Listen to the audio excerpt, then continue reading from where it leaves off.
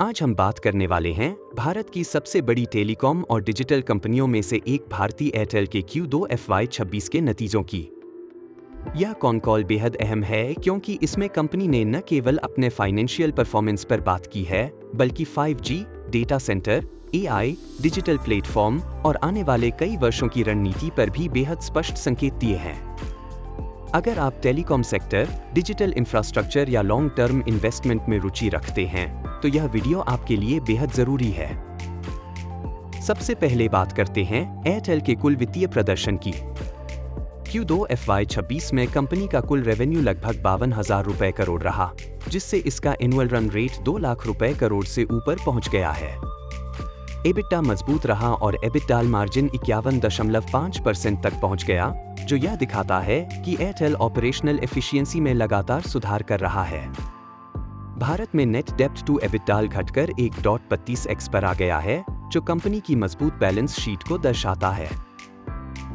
अब बात करते हैं मोबाइल बिजनेस की। एयरटेल ने इस तिमाही में 14 लाख नए रेवेन्यू जनरेटिंग कस्टमर्स जोड़े और 51 लाख नए स्मार्टफोन यूजर्स जुड़े। पोस्टपेड सेगमेंट में 10 लाख नए ग्राहक जुड़े, जो दर्शाता है कि कंपनी का फोकस क्वालिटी कस्टमर और ARPU ग्रोथ पर है। ARPU बढ़कर 256 रुपए हो गया है और मैनेजमेंट का साफ कहना है कि बिना टैरिफ हाइक के भी ARPU में सुधार प्रीमियमाइजेशन और डेटा यूसेज के कारण हो रहा है। 5G की बात करें तो एयरटेल ने अब तक 167 मिलियन 5G यूजर्स जोड़ लिए हैं। 5G नेटवर्क अब कुल डेटा ट्रैफिक का 40% से अधिक संभाल रहा है। कंपनी ने बताया कि 5G का रोल आउट प्लान के अनुसार आगे बढ़ रहा है और आने वाले समय में 5G स्टैंडअलोन नेटवर्क को और विस्तार दिया जाएगा।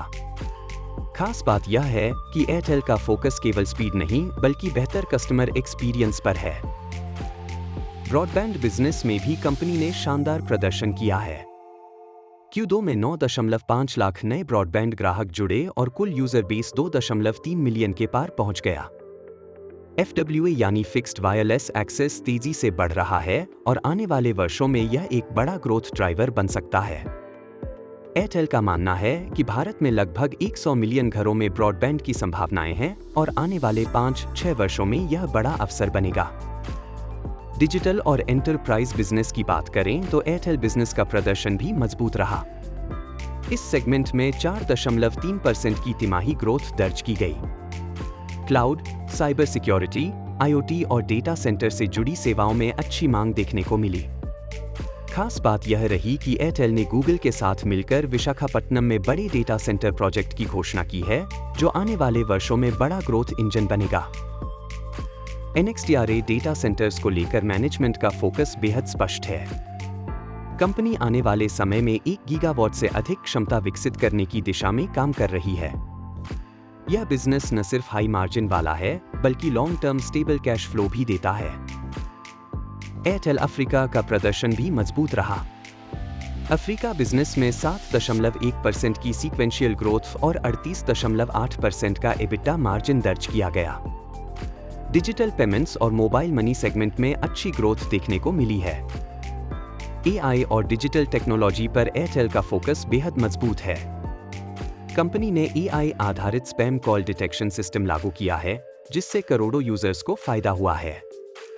इसके अलावा AI का इस्तेमाल नेटवर्क ऑप्टिमाइजेशन, कस्टमर एक्सपीरियंस और कॉस्ट एफिशिएंसी बढ़ाने के लिए किया जा रहा है। मैनेजमेंट ने साफ कहा कि आने वाले वर्षों में कंपनी का फोकस 5 स्तंभों पर रहेगा: प्रीमियमाइजेशन, डिजिटल सेवाएं, नेटवर्क एक्सीलेंस, डेटा और AI और ऑपरेशनल एफिशिएंसी। इन सभी क्षेत्रों में लगातार निवेश किया जाएगा।